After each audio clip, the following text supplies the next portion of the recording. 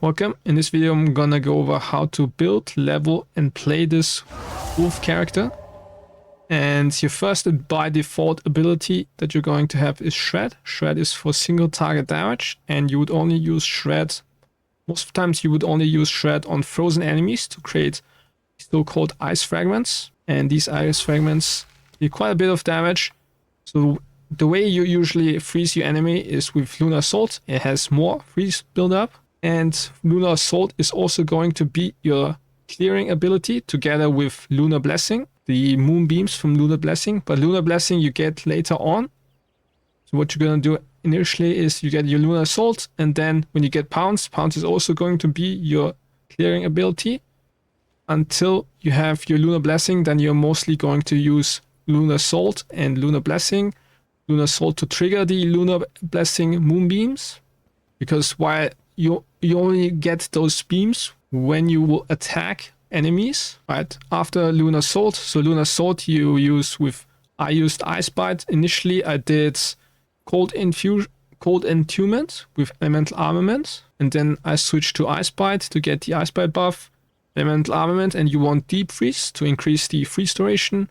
Later on you can use Close Combat. So on Pounce you get after Lunar Assault. And you can, so you want to use Fist of War. The first Fist of War has does only ancestrally boosts your slam every 6 seconds. You want to later on get the Fist of War 2. And later on you also want to add Freezing Mark. So Pounce will have its own mark, and if you trigger it, you will summon wolves. You can override this mark by socketing in another mark. So you will have to go under all gems, go Freezing Mark over here, and you want this one to get more freeze build up. It's against mark damage, cause more freeze build up. And you also gain a buff of extra cold damage. And then later on you can also get quality for even more freeze build up. So you put this freezing mark later on Pounce, and then you can get Mark of Siphoning, and you can get Close Combat. So Cross Slash is pretty important, and to pull the ice fragments that are created by Shred together onto the enemy. So you can have Cold Attunement, Element Armament, and Close Combat. So Lunar Blessing is one of the most important skills in this build, and you get it unfortunately very late. It's the last one. So Lunar Blessing currently is bugged. So normally the cooldown does not recover during buff effect, but if you put in Second Wind, and if this expires, my Lunar Blessing is gonna, so I have 2 charges now, and if this expires, my Lunar Blessing is going to recover its cooldown during the next Lunar Blessing that I cast for some reason. So for some reason, this just refreshes its cooldown. So you put in cooldown recovery, because the Moonbeam, first of all, to reduce the cooldown time of the Lunar Blessing, but also the Lunar Beam the Moonbeam has a cooldown itself. And you get some cooldown recovery. In my case, I have 0.7 seconds. I have the, what is it called? From the interlude, I have the Alani's Pillar. I picked increased cooldown recovery rate here. And then you get your cooldown recovery support gem. And then you can add damage support gems, elemental armament, cold attunement to increase the damage of Moonbeam. Right, for the support gems, the first support gem that you're going to, for the spirit gems, the first spirit gem you're going to get is Savage Fury. This is going to help a lot with single target damage. And later on you can get Overwhelming Presence as the second one.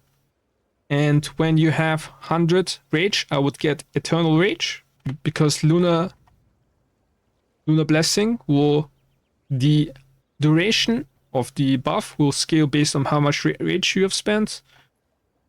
And rage usually generate through melee on hit. For example, through these passive node, where are they? For example, this one, or there are some over here.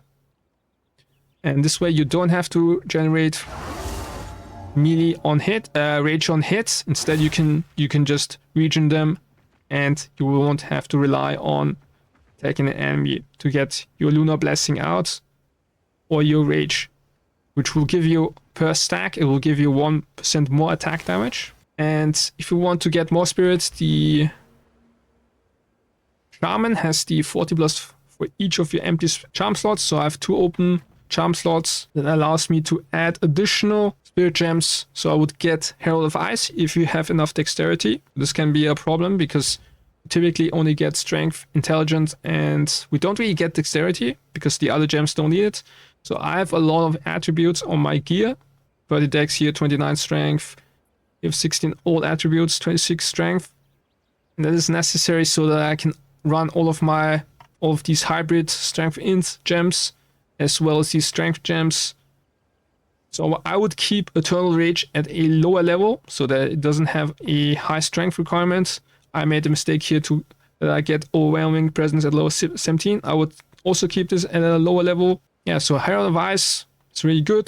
This is gonna help a lot with clear, because otherwise your Lunar Assault doesn't have very good AoE. So you rely on your Lunar Blessing and Lunar Blessing to proc Herald of Ice shatters. So in my case, I have 2.5 meter explosion radius, which is pretty good. You can get even more if you take these nodes. And then next up, I would get something like Savage Fury. This is for single target damage. You can also use this to assist with clearing big, for example, breaches or your prolonged duration and overwhelming presence, so that it is easier to inflict freezes on your enemies.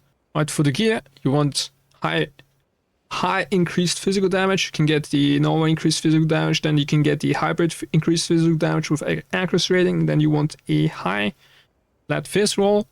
And on the suffix, you can get something like increased attack speeds and +2 melee skills levels. I don't scale crit on this build, because otherwise I would have to neglect defense, which I have a lot of armor energy shield nodes over here, and then some over here, and then also over here. So that's why I don't go crits. This is not an optimal base, but unfortunately I haven't found anything so far. I'm playing SSF, so it's a little bit difficult to get the right items.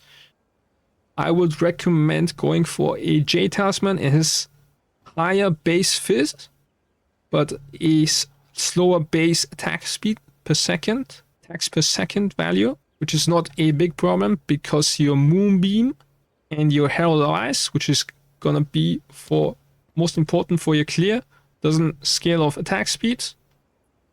So having a slower talisman is not a big deal. And for your other gear pieces of offensive stats, you can get, again, on your rings, I would get added cold damage to attacks and added fizz damage to attacks. And otherwise, just get your resistances, maximum life. You can also get increased cold damage. For the chest, a cheap chest is the Wave Shaper. You gain armor based on how much maximum mana you have. You will also gain extra spirit, and it has pretty good energy shield values and a little bit of armor, as well as some resistances. Really decent, cheap chest. And on your gloves, you can also get flat fizz, and ideally also flat cold damage, and some attack speed.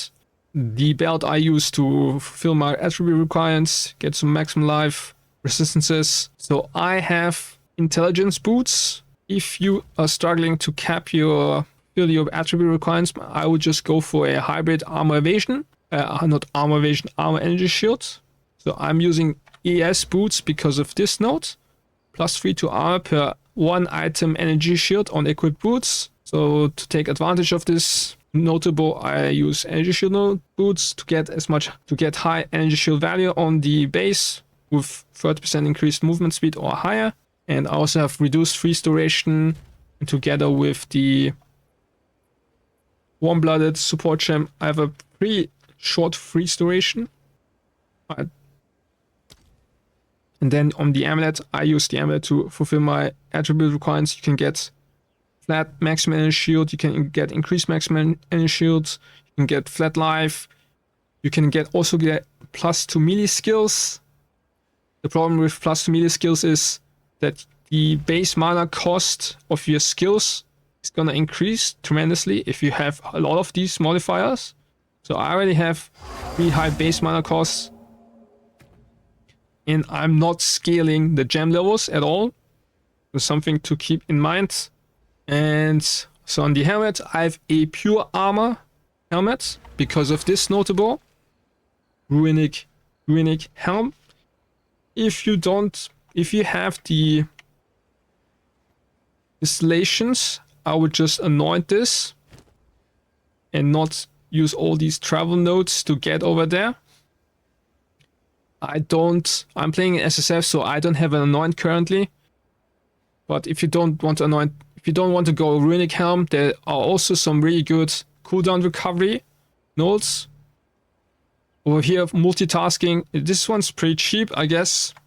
So increased skill effect duration helps a lot with our Lunar Blessing duration, Savage Fury, and the cooldown recovery rate is gonna help with proccing more moonbeams, as well as reducing the cooldown of some of your skills. So one stat you can also get on your armor pieces is the percent of armor also applies to elemental damage. I don't have that much. I still want to get this notable over here, Prison Guard, to help with elemental damage reduction. Right, for the passive tree, I get a lot of skill effect duration to extend the skill effect duration of Lunar Blessing. I also get quite a bit of armor and energy shield. And I would path of here. And you can take advantage of a lot of these shapeshifter nodes. If you have enough intelligence, you can, instead of getting these damage penetrates percent of elemental resistance, you can get elemental weakness for a single target. And then you don't have to get these elemental pen. You can spec out them. I have some elemental pen here over here too. And I have some on my jewel. So pre-standard, you get increased damage. You get these notables are really powerful. Each rage stack gives you 1% more attack damage. So these are absolutely insane. You can get area effect here, and you can get some over here. All these nodes are pretty good too. And I have this one 3% because I'm unfortunately not capped without it. And then you can get these nodes. A lot of the good nodes are at the top.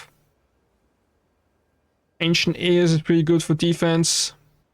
This one to increase the energy shield recharge rate. So 9.14. Yes, old wolf. About it, I only have 612. So these nodes are pretty good. 5% of armor also applies to elemental damage. You get some increased armor while shapeshifted. And you can get also the percent damage as extra fire damage. Here I have extra cold damage. Then you can get these nodes. These are... You don't have to get these, but I would recommend them. They are for quality of life, basically. That's so that the duration of Lunar Blessing. In my case, how much do I have? So the base duration, so the duration of my Lunar Blessing is 18 seconds when I have rage up, 48 rage, and then you can get these nodes for some extra pen and to increase the magnitude of chill and also of your shock. You can get, so I've gained percent damage as extra lightning damage, and I also have a little bit of lightning damage on my gloves, and that quite often will shock the enemy. And then you can get this runic helm for increased maximum energy shield. So this one gives me 400. And for your ascendancy, the first notable that I picked was the Turning of the Seasons. Exposure to reduce the enemy resistances, damage is extra, and then you can get extra spirits. Extra spirit for each empty charm slots. And these are for defense. And I'm also briefly gonna go how to do your skill rotations. So on your for single target damage, the first thing you do is you use pounce to apply your freezing mark. so that it is easier to build up freeze on your single target. So you leap onto the enemy, gets a freezing mark, then you use your Lunar Assault to build up freeze. Of course, you want to have your buffs up, Lunar Blessing, and the Savage Fury. Fury you get when you attack enemies, and when the enemy is frozen, through your Lunar Assault, start using Shred, and that will create ice fragments. They usually are a little bit behind the enemy, so not all of them will hit. So what you do is use Cross Slash, and that will pull the ice fragments onto the enemy so that they explode on top of them. And that's basically rotation, because after the enemy is unfrozen, is for a brief time it is more difficult to build up freeze. So I wouldn't use Lunar Assault. I would just continue using the Shred until you see that the freeze buildup is much faster. Then you can start using Lunar Assault again, and you maintain your Lunar Blessing buff. And that's basically your single target damage rotation. And for clear, you can use Pounds to leap around. You can use them on rares. And you mostly use Lunar Assault to proc your Lunar Blessing Moonbeams. So you will have to continuously attack to proc these beams, otherwise they will just stop shooting. And the Lunar Beams will also proc the Herald of Ice explosions. And that is basically how you play with this character.